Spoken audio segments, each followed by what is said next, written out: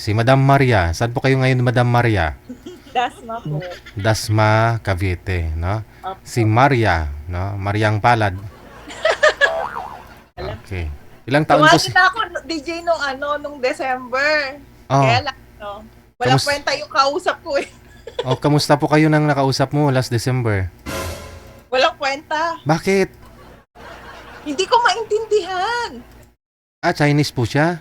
Hindi. Si yung paulit-ulit na sumasali sa'yo, si Ruel, yung taga Davao ba yun? Ruel. Oo, yung makulit, yung hindi marunong magtagalog, ang hirap kausap. Ay! Oo nga pala, no? Si Ruel. Ay! Saan ba yun?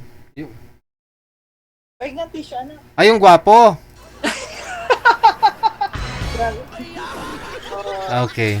Oh, so, hindi na po kayo nag-usap sa off-cam? Hindi po, message siya na message, hindi ko naman naiintindihan kasi nga sabi ko nga sa kanya, Tagalog lang. Kahit po mag-message siya through text, Opo, hindi ko Bisaya. siya naiintindihan. Okay. Okay. So, ano po ba status nyo ngayon, ma'am?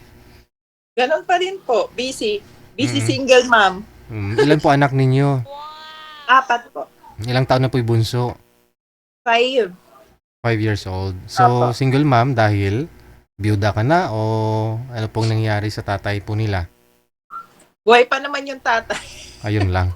Opo. Talagang lang po. Hindi lang talaga kami. So, ilang taon na po kayo? 40. 40 na.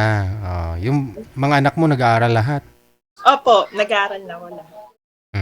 So, mga ilang taon po ang ideal ninyo? Ilang taon po ang gusto mo sa lalaki?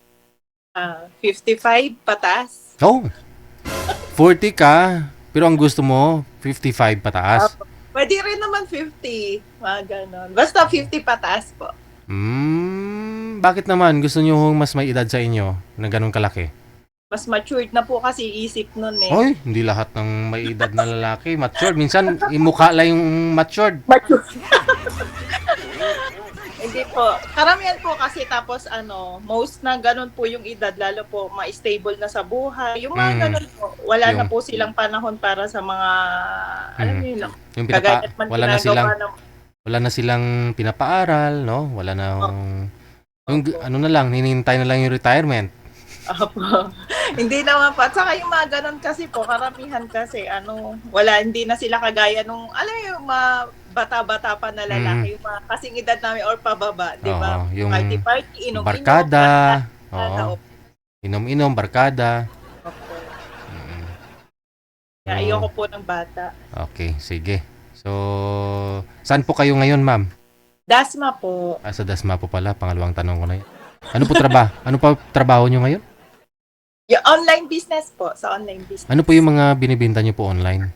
Halo-halo po, mga damit, mga frozen goods. Ngayon, dagdag ako ng mga printing dito lang sa bahay kasi magpapasokan na mabenta mga printing. Okay, parang mga school supply na rin, ganun. Opo, opo. Sense. So, paano nyo po na aalagaan, paano nyo po na ma-manage yung time ninyo sa mga anak mo? Paano po pagpasukan na? Yung 3 naman po kasi malalaki na po. Kumbaga, hindi naman po sila ganong alagain. Yung 5 years old na lang. Hindi rin naman po. Mababait naman po kasi silang lahat. 5 years old yung bunso, no? Bali, kindergarten, no? Opo. Oo. Sige. Hanapan mo manager. No? Standby lang po kayo, ma'am. Babalikan ho kita mamaya, ha? Sige po. Okay, sige. Thank you po. Wanted, sweet, wanted. Alam ko, kung wala lang to girlfriend si Rio.